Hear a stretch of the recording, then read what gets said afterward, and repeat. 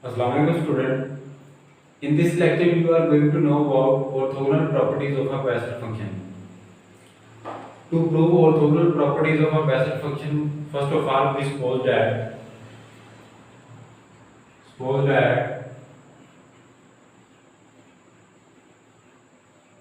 lambda u and lambda v are any two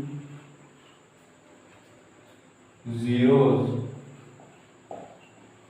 of Bessel function j n of x. हमने suppose किया है कि यहाँ पे लैम्डा यू और लैम्डा वी दो जीरोस हैं किसके बेसल फंक्शन के। अगर लैम्डा यू और लैम्डा वी इस बेसल फंक्शन के जीरो हैं तो हम यहाँ पे लिख सकते हैं कि j n of lambda u is equal to zero and j n of lambda b is equal to zero. यानी कि जब आप x की जगह लैम्डा यू और लैम्डा बी को पुट कर देंगे तो आपके पास जो आंसर आएगा वो जीरो होगा। यानी कि हमने सपोज किया है कि हमारे पास लैम्डा यू और लैम्डा बी इस बेसल फंक्शन के जीरो हैं, तो क्या होगा कि जब आप x की जगह इस बेसल फंक्शन में x की जगह लैम्डा यू और लैम्डा बी को पुट कर देंगे तो आपके पास जो आंसर आएगा वो जीरो होगा। फर्दर सपोज करते हैं कि हमारे पास let u is equal to j n of lambda u x and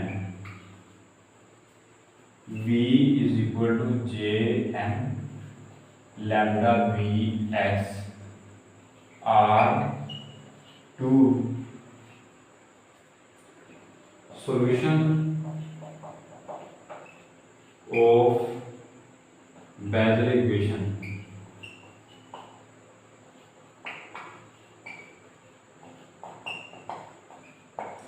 अब हमने सपोज कर लिया कि हमारे पास u is equal to j n of lambda u x और v is equal to j n lambda v x इस जो बेसल इक्वेशन है उसके सॉल्यूशन है।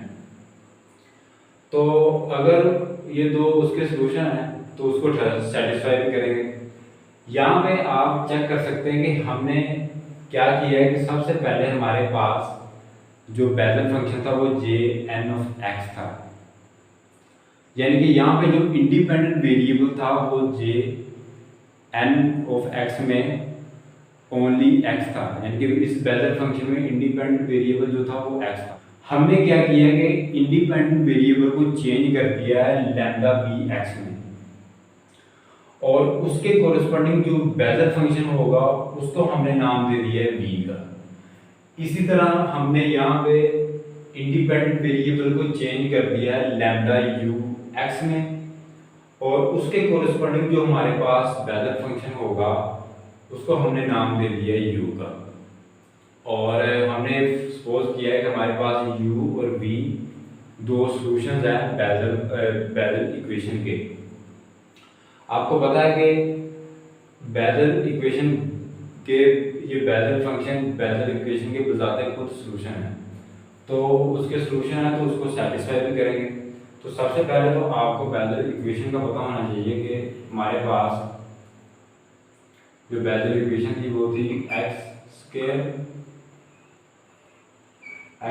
D square y over d x square plus x d y by d x plus x square minus n square into y is equal to zero. यहाँ पे dependent variable था वो Y था। हमने suppose किया हुआ था कि u और v इस इक्वेशन के सॉल्यूशन है, तो आप लिख सकते हैं कि x square d square u over d x square plus x d u over d x plus x square minus n square into u is equal to zero.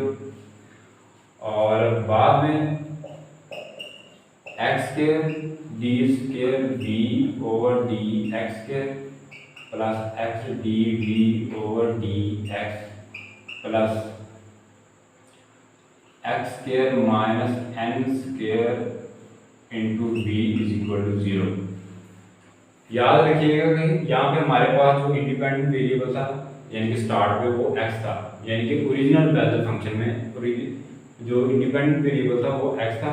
अब हमने तो इंडिपेंडेंट वेरिएबल को लैम्डा वी एक्स और lambda u x में change कर दिया। तो जहाँ पे हमने u को सेटिस्फाई करवाया था तो वहाँ पे आप पुट कर देंगे लैम्डा यू को, यानी कि अब हमारे पास लैम्डा यू वेरिएबल आएगा, यानी कि लैम्डा यू एक्स वेरिएबल आएगा और यहाँ पे भी lambda v square x square variable आएगा। अब इसको आप नाम दे दें 1 का और इसको 2 का नाम दे दें। नेक्स्ट टाइम में होगा कि मल्टीप्लाइंग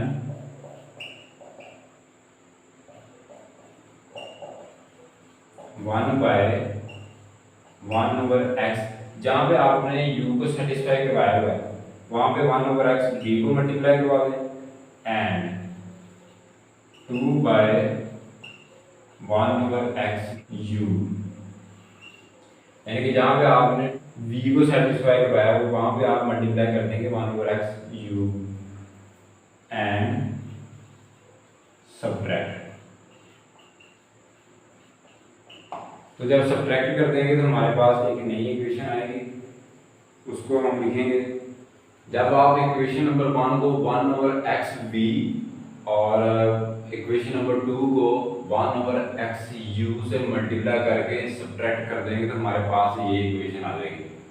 इसके बाद आप देख सकते हैं कि ये जो हमारे पास ये टर्म्स लिखी हुई हैं ये किसके इक्वल हो सकती हैं कि d over d x into x v d u over d x minus u d b over d x और ये plus x u v into lambda square u minus lambda square v is equal to 0। और next time में आप इस term को उठा के दूसरी साइड पे ले जाएंगे तो हमारे पास नया स्टेप आएगा x u v into lambda square u minus lambda square v is equal to d o d x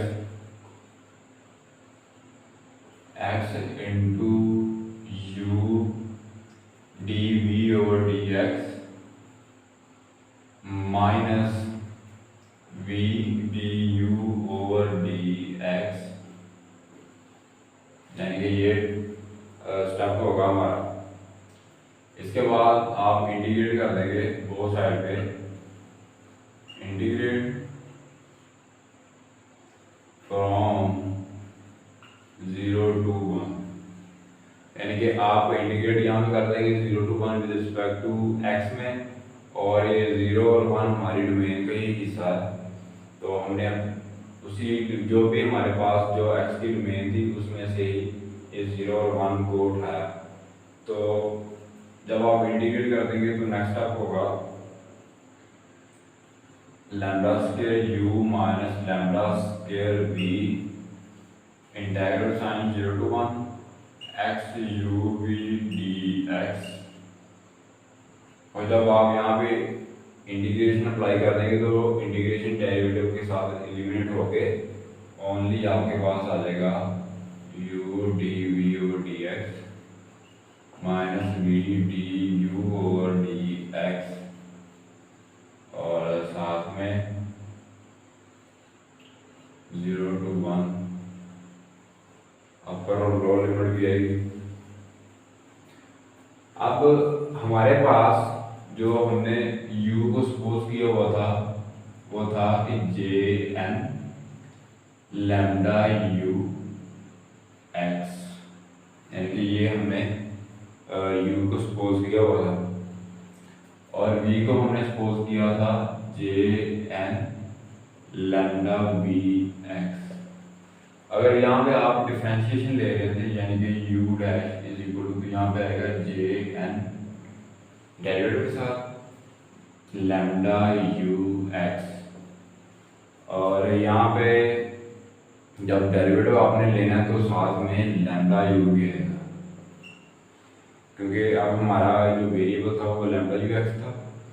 तो जब आप लैम्डा यू एक्स का भी डेरिवेटिव लेंगे तो हमारे पास लैम्डा यू साथ में एज ए कांस्टेंट आएगा। इसी तरह यहाँ पर डिफ्रेंशिएशन कुछ इस तरह से होगी, lambda v x into lambda v. अब ये वैल्यू जो है हम यहाँ पे यूज कर देंगे, यानी कि आएगा यहाँ पे x इंटू यू की जगह j n lambda u x, और डी बी और डी एक्स की जगह आएगा यानी कि v की डिफ्रेंशिएशन आएगी, यानी कि यहाँ पे आप लिख सकेंगे j n lambda v x और साथ में लैम्डा वी। फिर आप यहाँ पे लिख देंगे माइनस, और v की जगह आप लिखेंगे j n lambda v x, और डी यू और डी एक्स, यू की डिफ्रेंशिएशन जे एन डेरिवेटिव था और लैम्डा यू एक्स, साथ में लैम्डा यू भी आएगा, और ये ब्रैकेट इम्प्रॉपर हो जाएगी और हमारे पास लोअर में 0 और अपर में 1 आएगा। अब आप चेक करेंगे जब आप यहाँ पे upper limit first of all 1 को यूज कर देंगे, यहाँ पे 1 आएगा, यहाँ पे 1, यानी कि जहाँ पे आपको x नजर आ रहा है वहाँ पे आप 1 लिख देंगे, यानी कि नया स्टेप होगा हमारे पास जे एन, यहाँ पे लैम्डा यू और साथ में जे एन डेरिवेटिव के साथ लैम्डा वी, और साथ में ये लैम्डा वी भी आएगा, माइनस यहाँ पे जे एन लैम्डा वी और जे एन लैम्डा यू और साथ में लैम्डा यू भी है।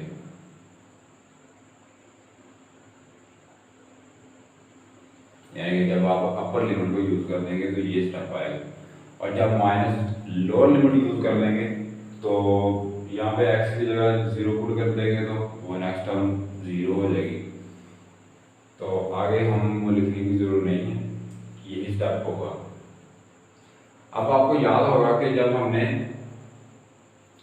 First of all Bessel function के जीरोस को डिफाइन किया था, हमने कहा था कि हमारे पास जो जे एन लैम्डा यू वो भी इक्वल टू 0 होता है, और जे एन लैम्डा वी वो भी इक्वल टू 0 होता है।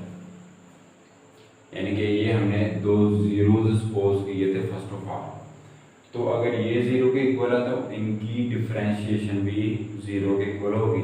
अब ये वैल्यूज हमने यहाँ पे पुट कर देंगे, जब यहाँ पे पुट कर देंगे तो आपके पास जो नेक्स्ट स्टेप होगा, यानी कि जब यहाँ पे भी 0 आ जाएगा, इसकी डिफरेंशिएशन भी 0 आ जाएगी, ये सभी वैल्यू 0 आ जाएंगी, तो आपके पास यहाँ पे भी 0 आ जाएगा। आप लिख सकेंगे कि lambda square u minus lambda square b integral sign 0 to 1 x u v dx is equal to 0। अब यहाँ पे ये फैक्टर 0 के इक्वल है, यहाँ पे ये फैक्टर 0 के इक्वल है। ये फैक्टर 0 के इक्वल नहीं हो सकता, क्यों नहीं हो सकता? कि फर्स्ट ऑफ ऑल जब हमने सपोज किया था कि लैम्डा यू और लैम्डा वी इस बेजल फंक्शन के जीरोस हैं, तो हमने ये भी बात की थी कि ये जो लैम्डा यू और लैम्डा वी हैं ये दोनों डिफरेंट वैल्यूज हैं, यानी कि ये सेम नहीं हो सकती। अगर ये डिफरेंट है तो ये कभी भी यहाँ पे 0 नहीं आएगा।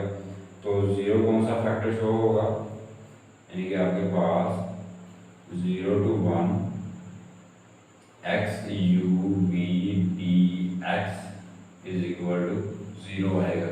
अब देखेंगे इनकी इंटीग्रल रिप्रेजेंटेशन 0 to 1 वो इक्वल टू 0 आ गई है।